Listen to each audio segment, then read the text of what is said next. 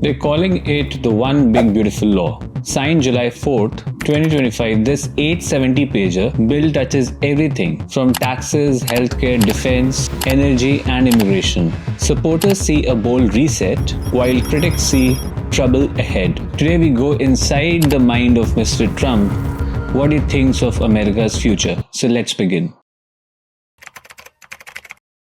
So first of all, Mr. Trump knows that the US economy nowadays is under pressure. High interest rates, potential inflation triggered by tariffs, a ballooning national debt, and early signals of a slowdown in consumer demand. No president wants a recession on his watch. So this might be Mr. Trump's strategy to dodge a looming recession. So through the tax cuts, he's putting more cash directly into the hands of American households to stimulate spending. Because when people have more disposable income, they tend to spend more. That increases the demand, businesses sell more, they hire more workers, and the economy grows. And at least that's how it works in theory, and also should work for the first few years in America. We have projections from the Congressional Budget Office that supports this short-term GDP growth. But here's the catch, which is overlooked. The effectiveness of this strategy or this stimulus depends on one crucial factor, which is consumer confidence. If Americans believe that the future is uncertain, they might not spend that extra money. They might save it or use it to pay off their debts or just hold on to it waiting for the next economic shock. This behavior, which is known as precautionary saving, is well documented and well seen before in history. It happened after the 9/11 and it happened during the 2008 financial crisis. And it could happen again, especially in a politically polarized America, where the fears of a glooming debt crisis are growing day by day. So even though the law injects cash into the system, it may not spark the spending surge that Mr. Trump hopes for. In other words, it's a stimulus plan passed in a moment where people may be too afraid to stimulate. But whether the spending happens or not, one thing is for certain. And yes, you guessed it right. This is debt. The debt which will rise as a result of this law. So it is projected that to fund these taxes and spending, the government will add another approx $3.4 trillion to the US debt.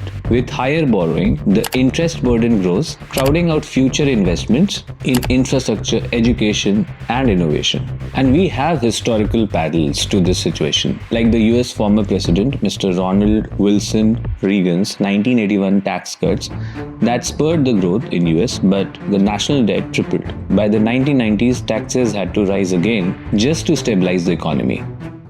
So alright, if we take a step back and look at it closely, the new law has a specific pattern. It's a vision and a blueprint for a very different kind of America, a more inward-looking, self-reliant America. So Mr. Trump has always stressed on the Make in America rhetoric. Even back in the 1980s, on talk shows and in interviews, he warned that foreign imports were hollowing out the American industry. He used to blame Japan then, and he blames China now mostly. But the core message has not changed. So fast forward to 2025, the One Big Beautiful Law is the clearest expression yet of that decades-old belief. Tax incentives if you buy American assembled cars, incentives for US factories, support for industries like coal and semiconductors. So on paper that looks patriotic, right? But here's the question, is this really the right time for such kind of inward shift for USA? Right now the world's moving the other way.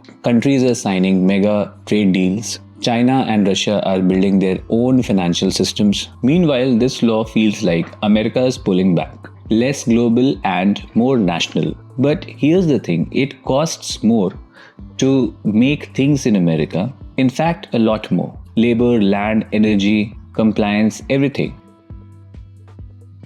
Okay, now let's check who does Mr. Trump really want to benefit from this law. So the law claims to help everyday Americans, the average Americans, every American in fact. And yes, there are tax breaks for the average family and the average Americans also. But when you really break it down, provision by provision, it becomes clearer. It seems that this law was written to favor the wealthy more than the average American. See, as per the report analysis by independent watchdogs, the Committee for a Responsible Federal Budget, Tax Policy Sector, and Congressional Budget Office, about 2/3 or approximately 66% of all the tax cut benefits go to households earning over $217,000 a year. Now that's the top 10% of America. There is another additional provision in the law which shows how the tax law is favored for the ultra rich. So the One Big Beautiful Act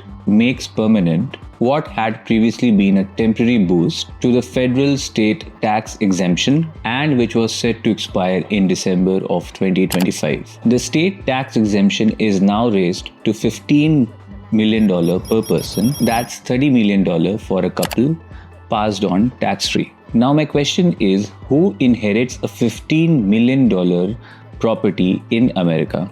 So unless you're one of those ultra riches, you will never inherit this big chunk of real estate, and hence this provision means nothing to you, the average American. But for the ultra rich families in America, this is generational wealth protection served on a silver platter. Now, to pay these tax cuts to the rich and the ultra riches of the USA, the act interestingly cuts safety net programs which were the backbones of the average income families in the USA. Like you have $1.2 trillion slashed from Medicaid and SNAP. New work requirements are established or added that will make it harder for struggling Americans to qualify. Again, the Congressional Budget Office reports that up to 12 million people could lose health coverage over the next decade. And trust me, these are not just lazy freeloaders. These are low-income workers, single moms, seniors, and disabled veterans. Now, what does that tell us? This tells us that this law was not just about boosting the economy. It was about reshaping who the US government prioritizes. And Mr. Trump's vision seemingly is to reward the earners and ignore the dependents and the average earners in America. See, Mr. Trump has always expressed his concern for US trade deficits, immigration, and US providing free aids to different countries. He sees these trade deficits, environmental cooperation, and immigration as those extra holes in the US economy's pocket. Hence, you could see how this new law marks a major shift away from globalism, away from immigration, and away from environmental cooperation. It allocates $46.5 billion to complete the construction of the wall in the southern border. Even the budget allocated to ICE explodes from $10 billion today to $100 billion by 2029. That's enough funding to detain and deport nearly 1 million people per year. See, the message is loud and clear. You are not welcome here in America. So we have now seen what might actually be in Mr. Trump's mind. A bold reset, a blueprint for a new America, one that is more inward looking, more nationalistic, and yes, perhaps more unequal. This law does not just tweak the tax codes or cut a few budgets. It reimagines on what the American state should look like.